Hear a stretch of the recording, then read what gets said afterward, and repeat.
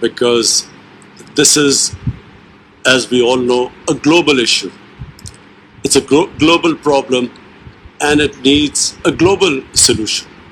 So let me just start off by saying that when the virus hit Pakistan and we did the lockdown, everything came to a standstill, as it did in most economies of the world, where they were trying to cope with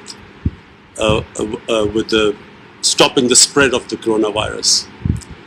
And when everything came to a standstill, the biggest issue for us was how to look after the most vulnerable section of our population.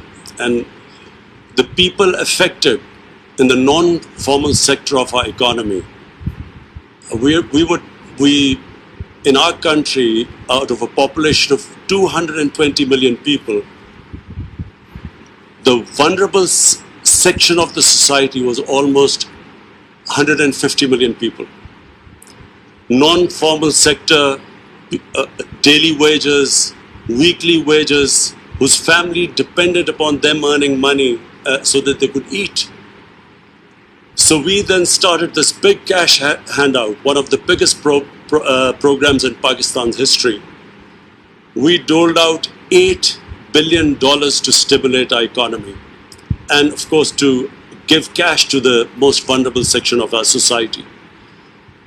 But the problem was, and the problem is, we have falling exports.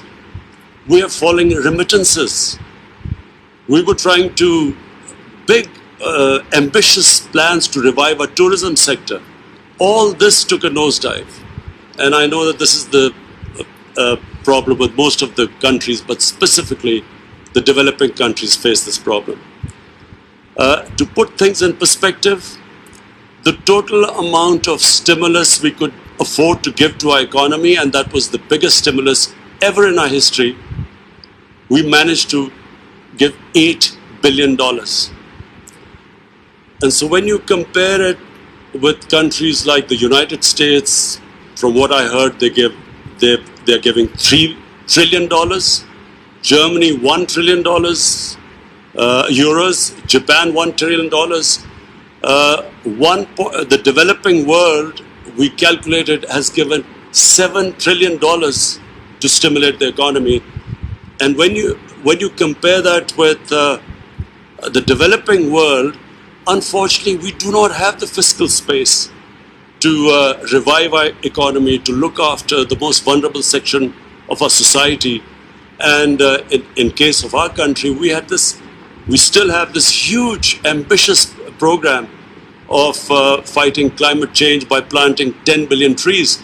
So all this money got diverted into dealing with the effects of the coronavirus lockdown. So all I want to say is that it is very important for the developing world to, at this critical juncture, look after the people of the developing world which are struggling.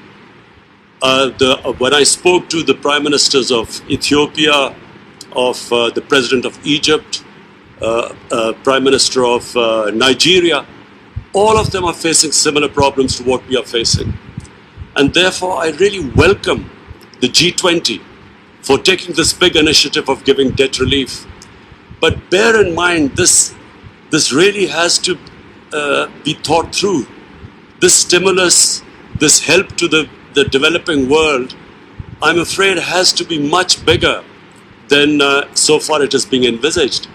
Because, you know, you have the developing world with 1.5 billion people.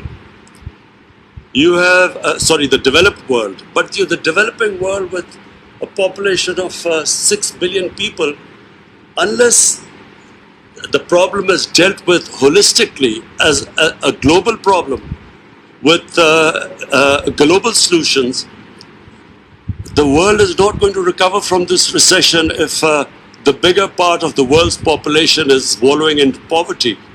So therefore, I again, Mr. Secretary General, I congratulate you. I think this is again a great initiative. I want to, again, Prime Minister Trudeau, to you and the Jamaican Prime Minister, again, I want to say that this is please pursue these initiatives. It is very important that the world, which became insular when COVID-19 hit the world, it's very important that the world now looks at this whole issue globally. And therefore, I'm sure if the developed countries put their minds together and treat this as a global situation, I think that we will all come out of it unscathed. Right now, things look bleak, but I think if we deal it as a global issue, I think that the world will come out of it. Thank you very much. हसीन corona virus से पैदा होने वाली सूरत हाल के बाद तरक्की के लिए सरमायाकारी से मुतालिक आलमी वर्चुअल इजलास से वज़ीर आज़म इमरान खान खिताब कर रहे थे। उनका ये कहना था कि कोरोना वायरस ग्लोबल इशू है और इसे